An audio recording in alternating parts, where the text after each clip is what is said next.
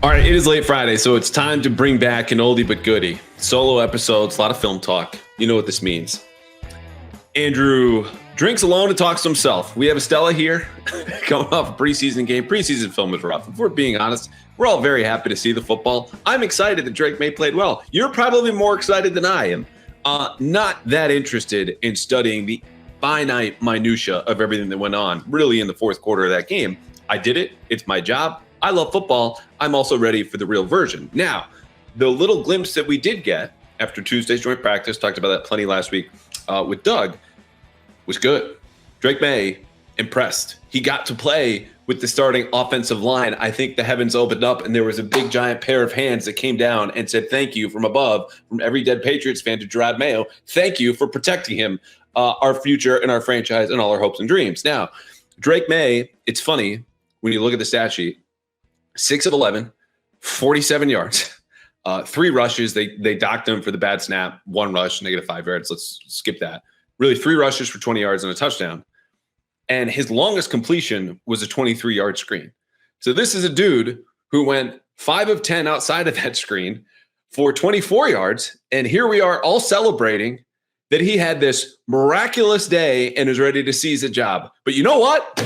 We're right, because this was a great game from Drake Maye. And it's funny, I will tell you exactly why right now. And it wasn't just that he launched the ball on a dime to Javon Baker 48 yards downfield and had this nice progression read that led to a connection with Baker for 12 yards, his longest actual downfield completion. It was the little details that happened before each of those plays that says to me, he can start earlier than I expected. And here's why. Drake Maye, let's start with the first play. It was on his first drive. 3rd down, 3rd and 6. He just scrambled for 5 yards. He's got 2 receivers to the right, 2 receivers to the left. He takes the shotgun snap, looks to the right. He's got a little high-low combination, 2 out-breaking routes. The Eagles are in man coverage.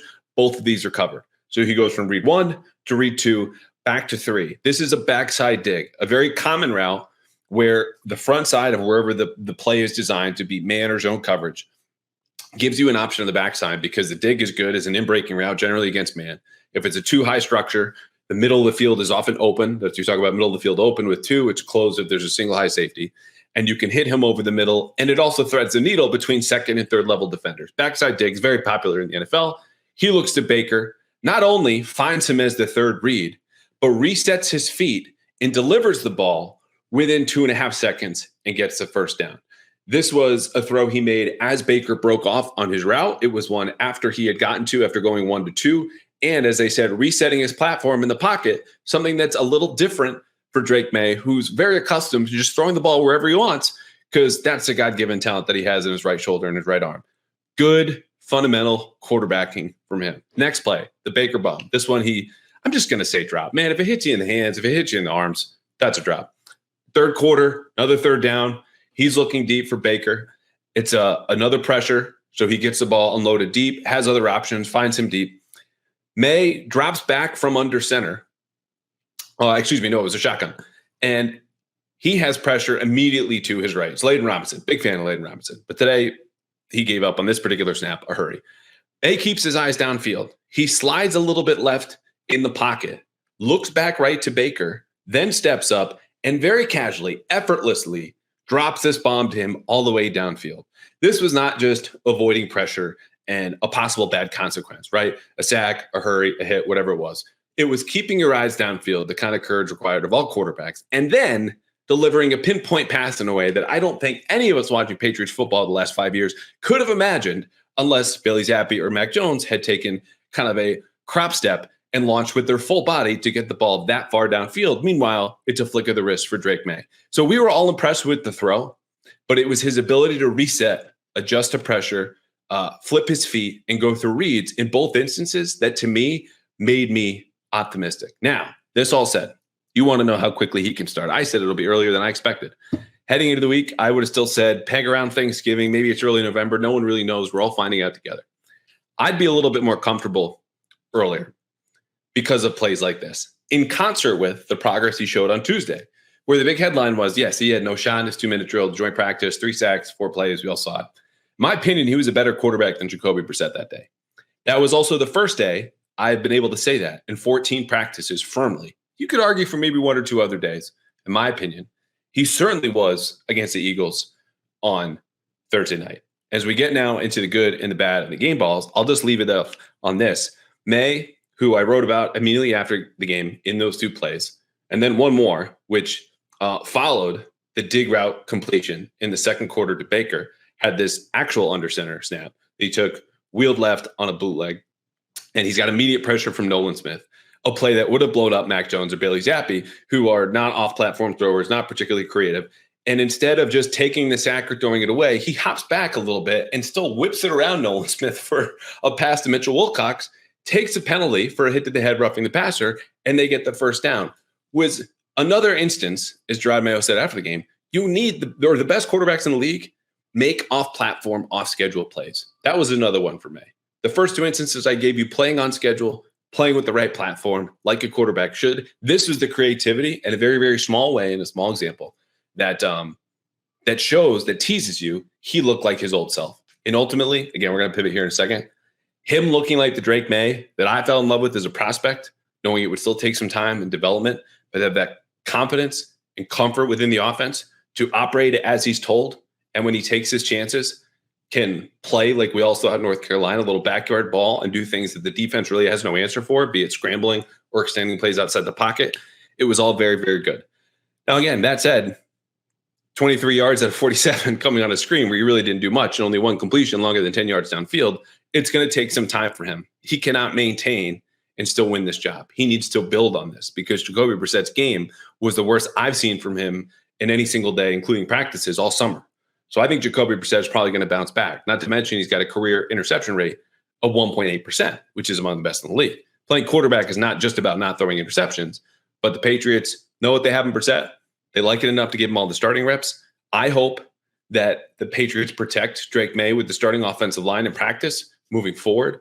But that's what I have for you here as far as the two of them go. It was not this A-plus performance, but it was enough of a flash. It was enough of a show in the more advanced, kind of mature, boring mechanics of the position, and Maye getting back to what makes him great and telling you that I still got it and showing it.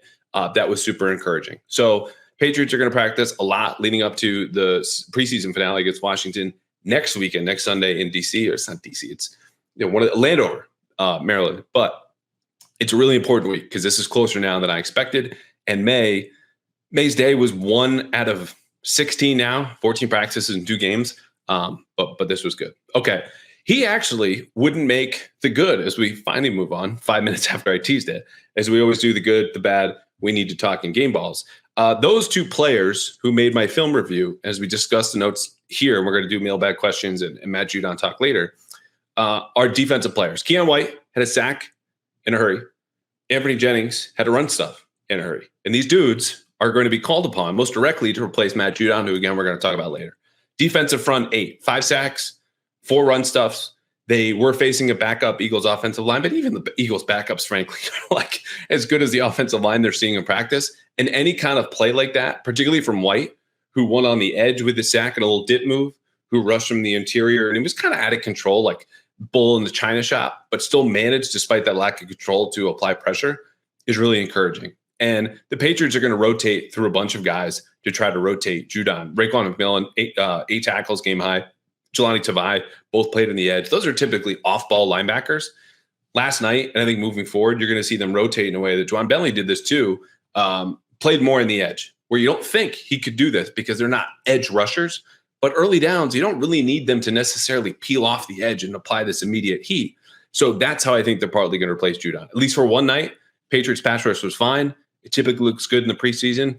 This is going to be a greater than some of their parts pass rush moving forward. So far, so good, but we'll see. On to the bad. Who would have thought the offensive line is going to end up in this section? Let's get them just right off the top. Badarian Lowe gives up a sack. And part of this was Kevin Harris chipped the rusher that he was blocking into the pocket where Drake Maye stood for 3.1 seconds and then got blindsided. Not entirely on Badarian Lowe, but you'd like to think that your left tackle can hang in there a little bit longer. He also gave up a hurry.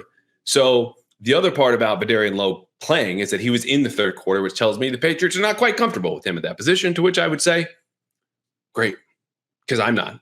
And I don't think you are either listening at home. Now, you're more comfortable with Lowe than, let's say, Antonio Mafi, who gave up a sack and only played 10 snaps all in the fourth quarter. He struggled last week against Carolina and can't really snap the ball.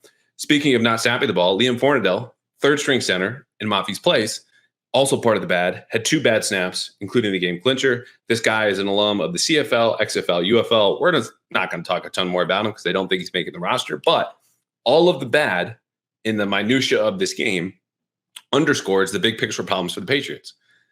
They don't have a left tackle. They don't have players aside from David Andrews who can reliably snap the ball. Nick Leverett's getting there, but in my opinion right now, he should be considered a starter at right guard with Onwenu at right tackle, David Andrews at center, Sidi Saud at left guard, and then whoever can step forward at left tackle between Chuks Okorafor, Cade Wallace, and probably not Calvin Anderson, who also gave up a sack in the fourth quarter. But as far as we need to talk, this is going to surprise you because we already talked about him. You got to catch Javon Baker. It's raw, man.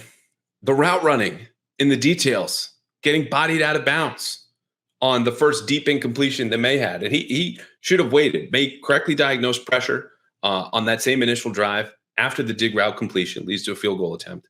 And he just goes straight down the sideline. Baker's not even close, just gets bodied in the route. And he had Mitchell Wilcox, third time's a charm. Mitchell Wilcox over the middle in breaking route, man coverage. Maye should have waited. Instead, threw for Baker. Baker lost a rep. Baker lost a slant route due to the same physicality on the right side. Drew a pass interference penalty later, but is just not really on the same page as far as the details go with Drake Maye. And you can look at Jalen Polk and be like, well, he only had 2 catches. They only went for 6 yards. Both of those were in the flat. He's got more trust from the quarterbacks right now. As much as Maye likes going to him downfield, because I think it kind of scratches an itch of just like that backyard ball we talked about, he's not on the same page in the way that Polk is, because Polk has the more mature game and seems to, in my opinion, have a better grasp on the playbook. So this is not a long-term concern with Javon Baker, but he's cooled, as we've talked about in training camp as of late. And you saw that in the preseason, not just because he had 1 target or 1 catch on 4 targets. It was the way those routes were run. And even that dig was rounded a little bit. So he's a rookie. He's going to improve. This is not damning him forever or even this season or even the next week or 2. Growth is not always linear. He'll probably bounce back. But for now, it's got to be sharper if the Patriots, who want to give him more snaps, are going to do that. One other rookie I forgot to mention, you could throw him in here, but he's a 6th-round pick. Marcellus Dial. That dude had a rough night. Half a dozen catches, allowed in coverage. Just really, really not good. So who are we giving the game ball to?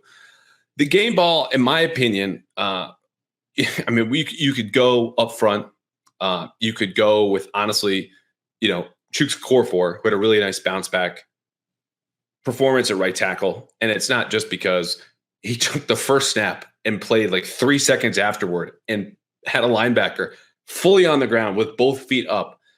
But I'm just going to give it to Drake Maye because it's not this A+ performance. It wasn't an A-. I wouldn't even call it a B+. But just a guy to get that comfortable after what's been a disappointing camp, C to C+, is encouraging. Before you can get to earning starting reps, you have to put yourself into the conversation. I think that's what this is about. He put himself back in the conversation. And Gerard Mayo this morning announced that it's not over yet for him. It's still open. Jacoby Brissett is going to win the job. He's going to start week 1. But to still be in the mix, I think based on what he did last night, is impressive. That's important. He's 21, and we'll see what happens next. Aside from that, a couple more notes. Rodgers Stevenson, dude had 14 out of his 18 yards after contact. More to the point about the offensive line struggles. They've got to create more room on the ground for a run-based offense. But when they want to pick up a couple of yards, you know where they're going. It's behind Mike Onwenu. Middle of first quarter. Antonio Gibson, 3rd and short. Where'd they go? Boom, off the right side. He picked up 4 yards. Mentioned Jalen Polk, made 2 guys miss. It's great. The other catch in the flat, though, showed you that his game is really not make or miss. So he got tackled in the flat for 0 yards. I would feed him just a little bit more downfield, aside from the Jacoby Brissett overthrow. Speaking of Brissett, the interception, this was bad football on both ends. It was a stick nod route. So in the left slot, Austin Hooper is going upfield, gives a head nod to the left, and then breaks back up the middle of the field. This is staple red zone stuff, staple old West Coast kind of route, up, little shake to the left, and then angle back towards the middle. It was really, really well covered. So Jacoby Brissett either should have thrown this away or thrown it earlier. But on Hooper's end of it, he's stopping very often in practices, specifically in the red zone when there's contact on these routes. And a week ago, it also resulted in an interception because he's looking for a flag. And he lost the ball, bobbling it to some more contact against the Eagles in Tuesday's joint practice that also resulted in a pick. And he did also draw an actual flag in that same practice. But my point is, I think he should have finished the route. This was not stick, nod, and stop. This was stick, nod, and then keep going. Because there was some space over the middle of the field, but he hesitated, and then Brissett threw at him where he and his defender were hip to hip, and obviously it got picked off. So not good all the way around, but I think they'll fix it. Defensively, last couple of notes, and we'll talk about the corners later on in the podcast. But, for me, backup defensive tackle still a mixed bag. Daniel Akawale was awesome on Tuesday in the joint practice. Not so much here in the game. You saw guys like Mike Purcell look better. Tristan Hill missed a tackle. Jeremiah Farms Jr. naturally came back down to earth.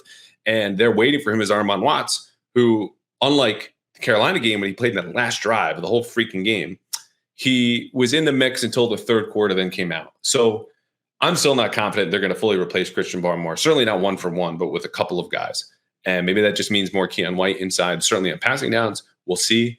But that's a group that I don't think you have a solidified depth chart yet, coming to cut down day. I mentioned Raekwon McMillan. He's a core special teamer. He's going to make the team. To see him throw his body around, though, like crazy, blew up a couple of runs. Mentioned the game-high tackles is a good sign. It's softball linebacker group. Maybe it's just like the Dante Hightower osmosis kind of coaching, just being around him. Christian Ellis looks good. Joe Giles-Harris missed a couple of tackles, but he's been really good in coverage. He's not been as much on special teams. Ellis has been. But it's a solid backup group in a way that I'm not counting on them to make regular season plays, but I certainly feel better about them than I did.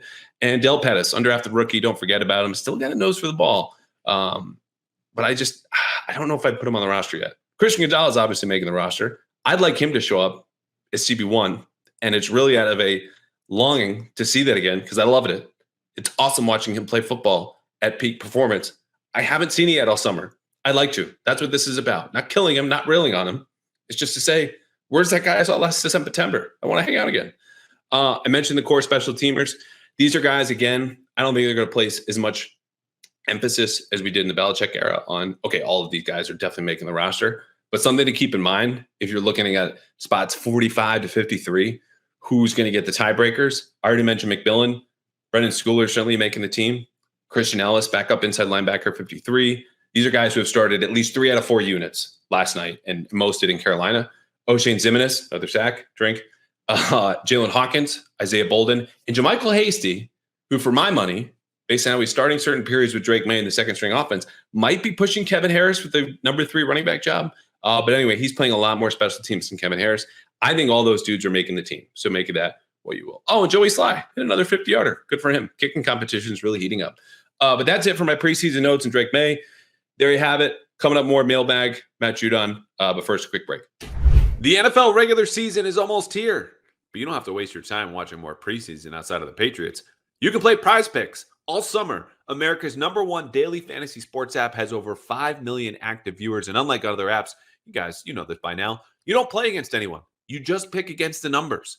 If you pick more or less on 2 to 6 player stat projections, you watch the winnings roll in, even taking $10 going all the way to 1,000. So sign up today and get $50 instantly when you play for just $5.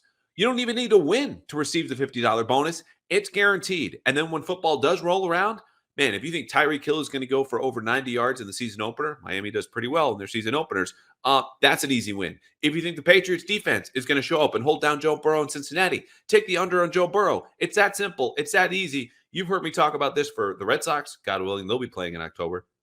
You can do all kinds of sports, but get ready for football with Prize Picks. It's available in more than 30 states across the country. So download Prize Picks today and use the code CLNS for a different bonus. This first deposit match is up to $100. That's right. Just put in CLNS on Prize Picks for a deposit match up to $100. Prize Picks, run your game. All right, as promised, let's wrap up with the mailbag here. We have every single question answered because I'm a nice guy. Carlos leading off. Haven't heard from him in a while. Carlos got famous on us. He had a little interview with Mike Reese at training camp, flying all the way from the West Coast, and now he's back, and he's sad to be filing questions like these in this little rinky-dink podcast. Hey, Andrew, did any players from the secondary separate themselves last night, or had any of the bottom roster guys impressed you? That seems to be in his words, their deepest position group. For me, Carlos, no real separation last night against the Eagles. And honestly, it depends on the day with the corner, something that Drake Maye said, looking at Alex Austin and Marco Wilson and Isaiah Bolden and Marcellus Dial, who we know had a crap night, which happens. He's a sixth-round rookie. But Alex Austin, I will say, has seen the most consistent starting reps opposite Christian Gonzalez, which to me is honestly more telling than whatever I have him charted for, because after every single practice, the coaches go back, they sit around, watch the film, do their own charting, which is more detailed than mine, and are able to replay practice in a way that I can't. So with all that information, they've said, yeah, Alex Austin's our guy. After that, it's Marco Wilson, who looked good against the Eagles in the preseason game, but in the joint practice, gave up 6 catches. And then you come to Marcellus Dial, we already mentioned 6 catches in the game, and Isaiah Bolden, who's kind of just hanging around. Like, he's been in the slot. He took a couple snaps actually at the safety level last night, but has not, like Austin or Wilson or even Dial, flashed with a pick in team periods to go, okay, he's starting to get it. He's a bigger corner. He's super athletic. They're trying him at a couple different positions, but there's no one guy that screams to me, hey, I'm ready to take the job opposite Christian Gonzalez in the event that, let's say, hypothetically, Jonathan Jones is out for a while. I'm the guy that's next up. And so I do think it is competitive in the way you're talking about. It's deep, but it's not deep in the fact that they have so many NFL starting caliber corners, right? It's just a bunch of different outcomes we could see come cutdown day. They might keep Austin and Wilson. They could go with Dial and Bolden and Wilson, or keep all of them, or trade one. But it's none of them inspire such confidence that you're like, that's the guy. And I think that's really the essence of your question. As for safety, look, I told you I've been high on Jalen Hawkins. He really hardly played aside from special teams. Normally a bad thing in the NFL, but played single high. They've trusted him in the box. He's going to make the team, not only just as a core special team, but right now with Marte Mapu out as their third safety, and I like him, and that's really been it. Aside from Del Pettis, who's like always around the ball, but it was, I'm hesitant. You had some folks who were very excited about Deshaun Fenwick a couple weeks ago, and then that dude gets cut, and now he's back. But I don't want to deliver hype on these guys who are undrafted rookies in a way that says, oh, they're definitely going to make the 53, unless it's a Jacoby Myers case, Gunnar Olszewski back in the day, or guys who clearly, plainly, Jonathan Jones, even go back to 16, you see and say, okay, he's got it. None of them have done that. Speaking of Marte Mapu, Gary wants to know, hey, what's up with Marte Mapu? Gary, I wish I knew. It's a good question. He has not practiced in pads once. Mayo spoke at the start of camp, or maybe it was mini camp, that they're still trying to figure out his position between linebacker and safety. I think he's a much better second-level player, which would then really put him as a linebacker, but he's too small by the typical profile and body type that they like at that position. He is, however, around training camp. He's walking around at practice, always in his jersey, never in pads, observing the drills, taking those mental reps. I know Marcus Jones and Jonathan Jones are expected to be back soon. Jonathan Jones is just like a minor soft tissue injury. So I don't know if Marte Mapu falls into that same group, but I would say there's a possibility that they're just taking it slow with him, because I know that's what they've been doing with the other 2 defensive backs who have been out for over a week. Cheeseburger Posse. Are the Pats experiencing, speaking of injuries, an inordinate amount of injuries as campers at the same average as every other team? Thinking about Jonathan Jones, Marcus Jones, Pop Douglas, Marte Mapu, Taki, the list goes on.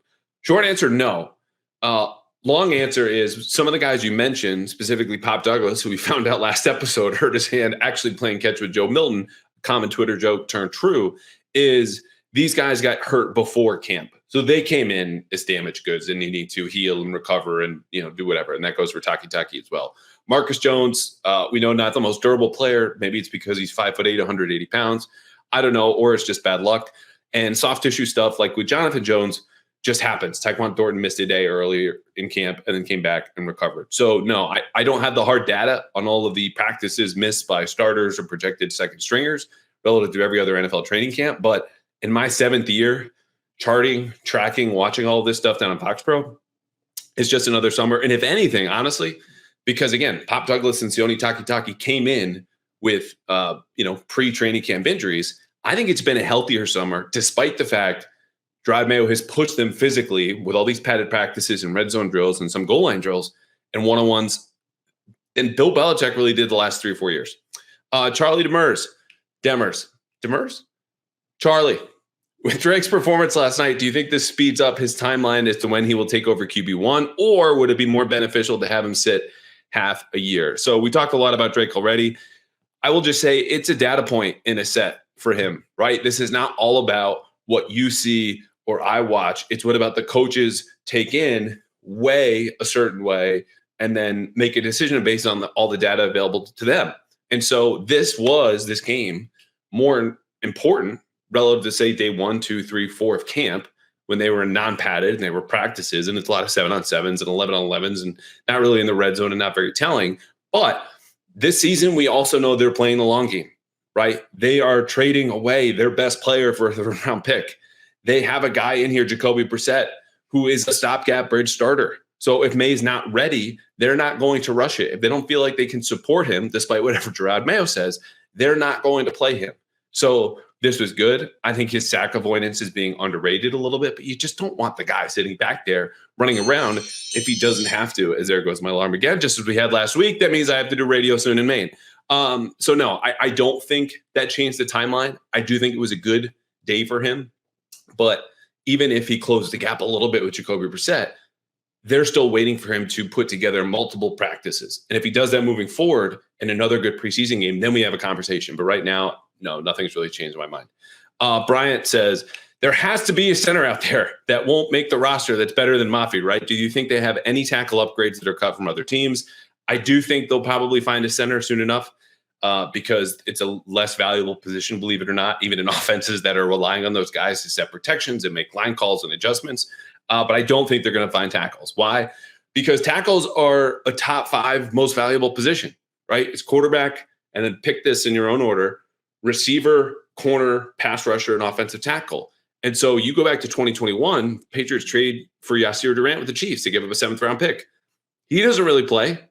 A year ago, it was Tyrone Wheatley Jr. and Vidarian Lowe. You know how that went, and in those cases, he's still going. So teams just don't give up or punt on offensive tackles. If they're remotely starting caliber, they keep them because of how important they are to whatever they want to achieve, whether they're contending or rebuilding or whatever they might be doing. So teams are always looking for tackles, never more so than in August. And that creates a seller's market, at which point it's you're going to make a ridiculous overpay, or we're just not going to give you the tackle because we really need them to. Speaking of tackles, Chris, Fallen Avarice, and Matt Ryan, not the Matt Ryan, are all asking Vidarian Lowe questions. Basically, are they committed to him? Are they going to bring in guys for a workout? Do Charles Leno or Bakhtiari going to come through? And here's what I would say. I hope they do sign a stopgap tackle, and I hope it is one of Charles Leno or David Bakhtiari. Beyond that, though, I don't see it happening because you have a couple questions, right? We just ran into this with Brandon Ayuk. Very different player, position, situation, yada, yada. But do they want to come here at the end of their career and move? How much money are the Patriots willing to give them?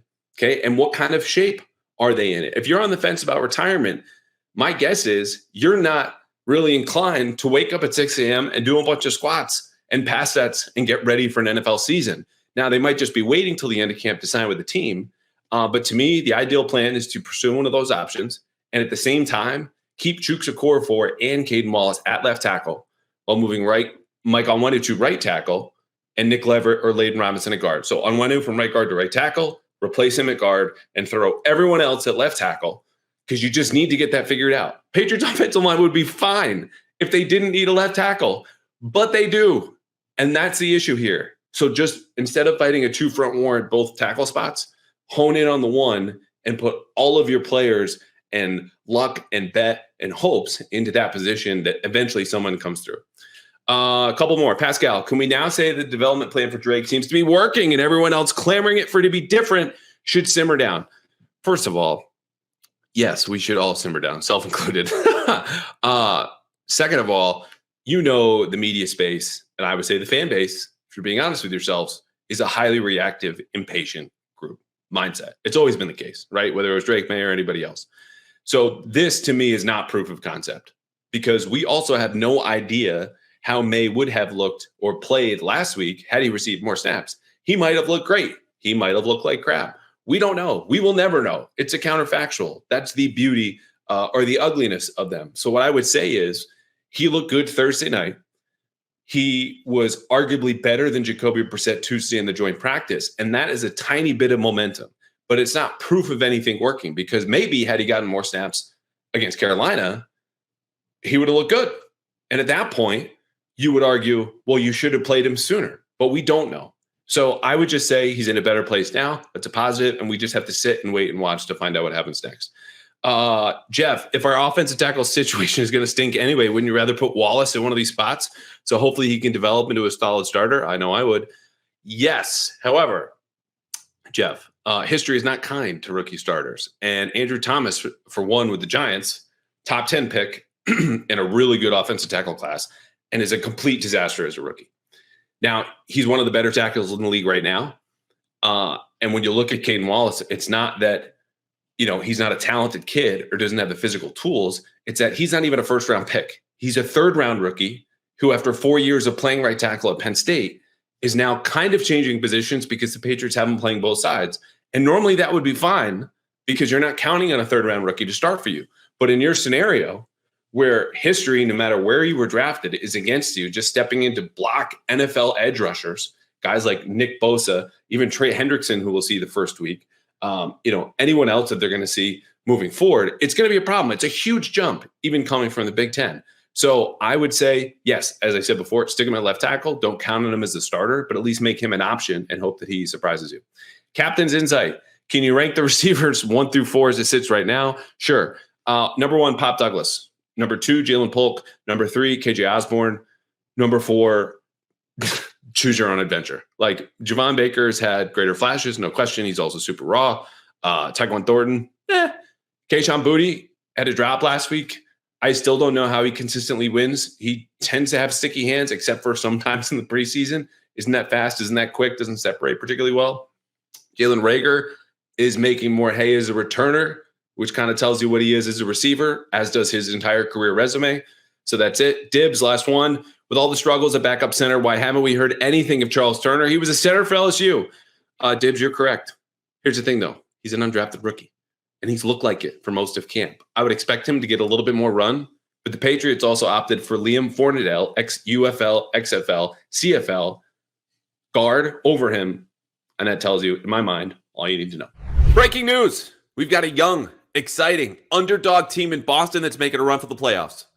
No, it's not the Patriots. Well, not the Patriots yet. It's the Red Sox. And if you've been following this season, you know that the Red Sox have been a hotter ticket ever since the season started. I want you to get down to Fenway with Game Time, an authorized ticket marketplace in Major League Baseball, where you will find killer last-minute deals, all in pricing, including those pesky fees, views from your seat, and the lowest price guaranteed. Guys, you've heard me talk about Game Time before. And look, whether you are in New England, whether you're down in New York, whether you're out on the West Coast, you can browse through the Game Time app to find any seat you want. Customize your spot, flash deals, zone deals. I've done this before, gone to a Yankee series. You could go to a makeup date, whatever it is to get you back into baseball with one of the best seasons we've had so far, especially for the Red Sox. And you can do this, again, with the lowest price guaranteed. I don't care where you get your tickets, but they should be now with the Game Time app, which you can download right now. Create an account and use code CLNS for $20 off your first purchase. Terms do apply. All you need to do is create an account and redeem this code CLNS for $20 off your first purchase. It could be MLB, WNBA, concerts, etc. Just go to Game Time today. Find last-minute tickets in the lowest price guaranteed. All right, wrapping up here with Matt Judon. It's a funny thing that happens when you record a podcast in the morning, then there's a giant seismic trade at night. You don't feel super compelled to jump back on the podcast because this hadn't even come out yet, speaking of Wednesday's episode. Really good conversation with Doug, just none of it obviously touched on Judon. It was more about the joint practice, what we have learned through 3 weeks of training camp. This happens, I write a column, do TV, and then we go to a preseason game Thursday. I said, fine, I'll do this on Friday. Here's the bottom line about Judon. This trade was a good trade for the Patriots. I told you in this podcast, a couple executives told me they should get a third-round pick. That obviously got a lot more complicated when he made a mess on the practice field on July 29th, and we'll come back to this in a second. But ultimately, zooming all the way out, this type of trade is a dime a dozen in the history of the league. Rebuilding team, offloads an unhappy veteran, contract year, he's a good player. We don't really need you in the back end of your prime. We'll take the draft pick. Here you go. What this trade was really about is what it signaled publicly about where the Patriots are. In case anyone else missed this, the Patriots are in a rebuild. And for some reason, there's this idea out there that this is not year one of the rebuild under Elliott Wolf and Drake Maye. It's actually year 5. And let me just tell you this. If you believe that, you are either listening to media members who are arguing in bad faith or talking out of their ass. Because yes, Tom Brady left 5 years ago, and the Patriots have largely stunk since. But every single year under Bill Belichick, post Brady, they were trying to win. He was the head coach, he was the GM, and this was the organizational direction. Win now, win tomorrow, win always.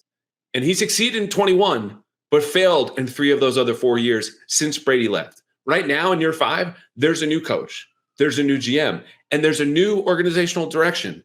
That's the definition of a rebuild. We are not trying to win today. We just gave up our best player, someone who have helped us win more games this year. We're not interested.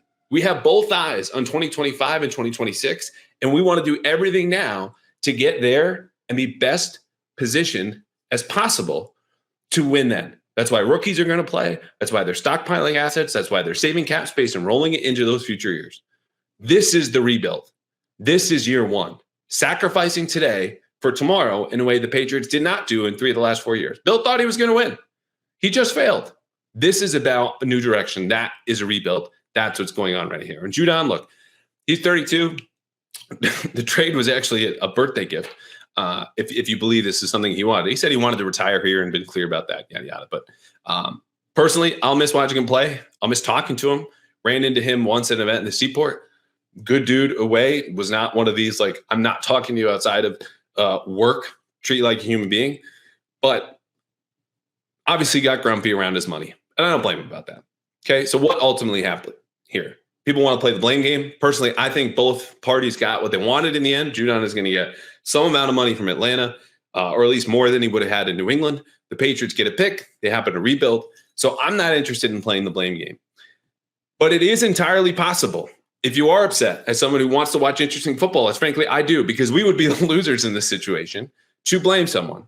And I've defaulted amid all the uncertainty. I don't know how the trade negotiations went. We know pal Mike Giardi has reported they were far, far, far. That's 3 fars apart in negotiations, pretty much all the way up till the end. And so it's possible that Matt Judon just wanted this exorbitant, unreasonable amount of money in the end, $20 or more million for a 32-year-old guy coming off of a torn bicep, yada, yada. I don't know. I wish I did. So in that uncertainty, I defaulted to saying it's really a little bit more of the team's fault, if you want to place fault, because of how this was handled. You knew he was going to hold in as soon as the deal was restructured last year. A deal Bill Belichick did, by the way, not Elliott Wolf, not Matt Groh, because he was going to have a $6.5 million base salary. Way underpaid, even for a guy coming off the injury that he is. And you had the cap, and you had the cash, and you had control of the situation. You certainly knew his market probably before the draft, and you held on to him, thinking you could convince him otherwise. Even though in Baltimore, where he got, let's say, rankled publicly about his contract and went public with it on Twitter and social media and other places, and even went at one reporter, which, hey, maybe who's right, I don't know, that you could change his mind. They didn't, okay? And so working backwards, July 29th, he makes that mess. There's no practice the next day. Since then, Matt Judon returns, just 2 press conferences.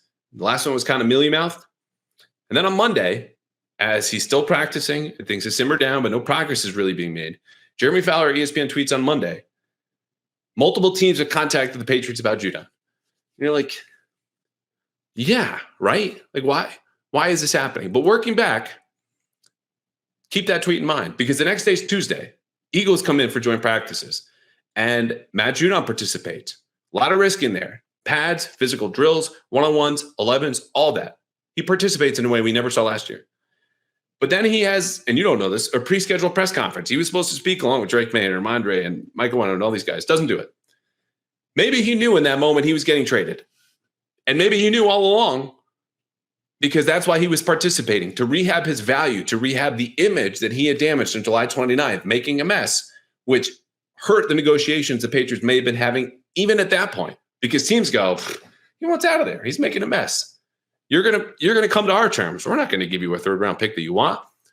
So maybe they told him in that off day when he didn't come back on July 30th and the whole team was off July 31st, chill, come back, play ball with us. And in time, we will turn this around, because time is on our side. He played ball. He got traded. He still doesn't have the contract from the Falcons. But in time, the Patriots won out. They waited Atlanta out and got their third round pick. That is a theory I would buy and will underscore theory. I don't know for a fact.